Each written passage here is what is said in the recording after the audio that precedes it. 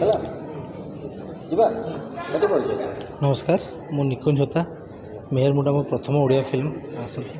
भाई कहीं तुमको मुंडक आसिला मेहरमुंडा टाइप सिनेमा करने कौन रही विशेषत्व सिनेमार यही स्टोरी आम लकडाउन पर आम बहुत गुड़ा स्टोरी पर वर्क करूँ बट दमन पर गोटे आम मुंडे गोटे आसला जे ऑथेंटिक ओडिया स्टोरी को लोक देखिए आउ आम स्टार्ट होता है जर्नीटा लिखार सूरज आम लिखा स्टार्ट करूँ देन ग्राजुअली बनु बनु 2-3 वर्ष लगिगला स्टोरी को ड्राफ्ट करूँ आरंभ होता 3 वर्ष लगिगला स्टोरी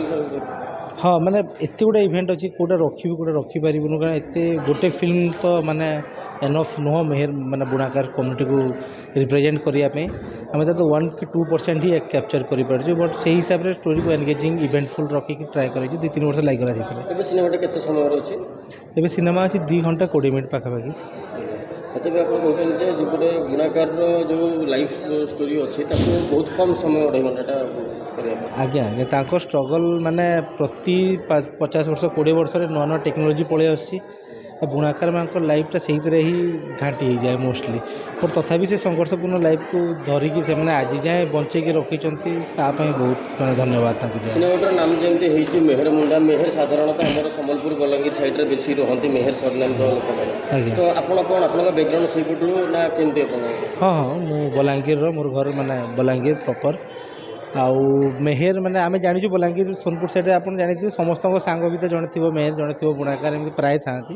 से आसला तो गोटे गाँ बुणाकार गाँव स्टोरी तो से आसला मेहर मुंडा से हिसाब से प्लान होता आप जेहेतु बलांगीर आप माने संश्लिष्ट अच्छा विषय के जानी एक्सपीरियंस टाक लगे सिनेमा हाँ सेटा मत हेल्प कर नो डाउट बट बहुत आम जो रेकी टाइम रे कि पूर्व जो गाँ गुड़ाक बुलिलु लोकंर एक्सपीरियंस कथबार्ता आमको बहुत गुड़े एनेक्डोट मिलला जोटा आम स्टोरी को कन्वर्ट कर हेल्प कला मु तो माने जानी कहवाटा ये हेनी कहीं जिते जिनस अच्छे मुझे जानी विषय बट से लोकंर स्टोरी तांकरी कथा को लेकिन आम पूरा कहानीटा ड्राफ्ट कर रियल स्टोरी केतरा ये अच्छी इवेंट अच्छी से सब ही कनेक्टेड अच्छी कहानीटा आप भावुं कि ये सिनेमाटी हो सारापर सम्बलपुरी साड़ी जी चाहिदा था बढ़ ये सिनेमा हाँ मोस्टली लोक भल लगे सम्बलपुरी साड़ी विषय बट सम्बलपुरी शाढ़ी चाहिदा ए बहुत अच्छी बट ये सिनेमार गोटे मोटो जी सम्बलपुरी शाढ़ी दिन राति 16 घंटा 14 घंटा मेसीन आगे बसुची ताकू गोटे लोक चिन्ह तार गोटे अग्रगति हो मैंने बहुत गुड़ा अन्य वे शाढ़ी गुड़ाक बिक्री हो जाऊँगी बट से डायरेक्टली किसी बेनिफिट पाऊना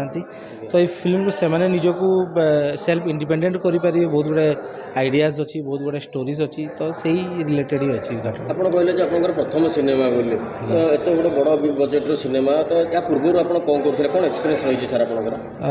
मु 2014 रु मुंबई ही अच्छी मोहनजोदारो फिल्म थी असिस्टेंट एडिटर तापर धीरे धीरे जीरो कली बहुत मर्जावा रॉकेट बॉयज एवं लास्ट आसता से एसोसिएट एडिटर थी और जर्नी भितर मो राइटिंगटा जेहतु एडिटिंग और राइटिंग पाखापाखि पैरेलल